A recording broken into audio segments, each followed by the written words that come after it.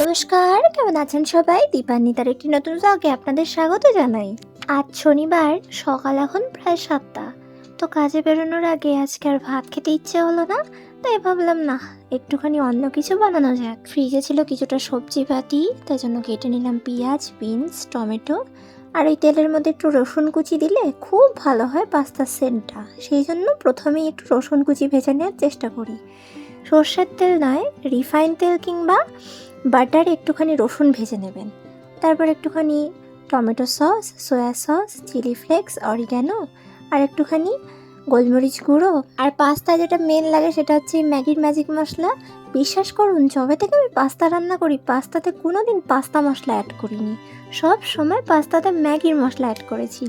জানি না কেন পাস্তার মশলা আমার একদম ভালো লাগে না খেতে। চলো, হয়তো গেছে। এবার একটু রেস্টুরেন্ট স্টাইল সাজানোর জন্য ওপর থেকে একটুখানি গার্নিশিং করব।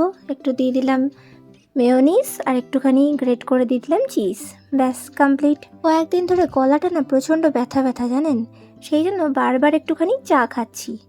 দুধ চা তো খাওয়া এত ভালো না, সেই জন্য লিকার চাটাই খাচ্ছি আদা ফাদা দিয়ে।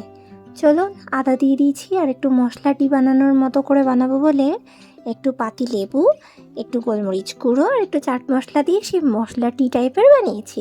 চলুন খাওয়া দাওয়া করে নিই।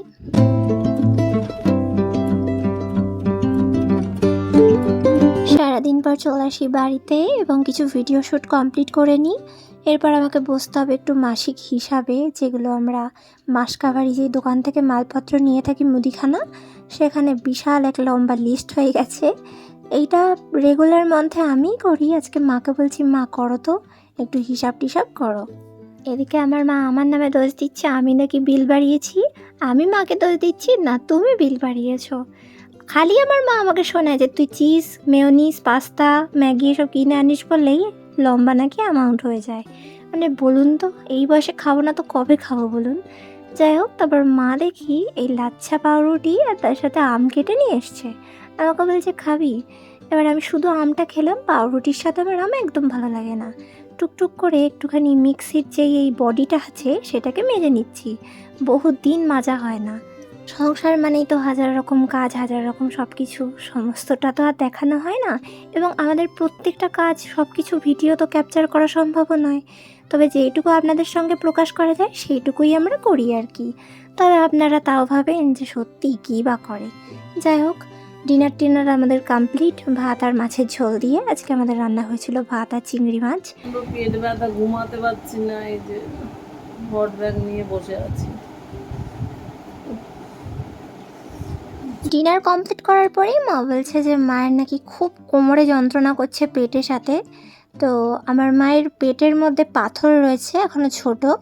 তো পিরিয়ডসের টাইমে একটু ব্যথা মানে হয় আর কি। তবে পিরিয়ডস এখনও বন্ধ হয়নি, যেহেতু স্টোনটা এখনও ছোট রয়েছে, তো ট্রিটমেন্টও চলছে। পিরিয়ডসের সময় না প্রচণ্ড কষ্ট হয় মায়ের।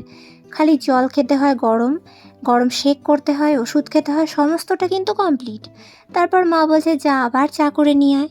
সেই জন্য গরম জল কতবার খাবে, বমিও তো পায়, ওই জন্য আরেকবার করে চা করে নিয়ে আসলাম। আমার মায়ের ট্রিটমেন্ট ভালোই চলছে, আপনাদের কোনো চিন্তা করতে হবে না। আজকের ভিডিওটা এ পর্যন্তই। সকলে ভালো থাকবেন, সুস্থ থাকবেন। দেখা হবে আমার পরবর্তী ব্লগে। টাটা।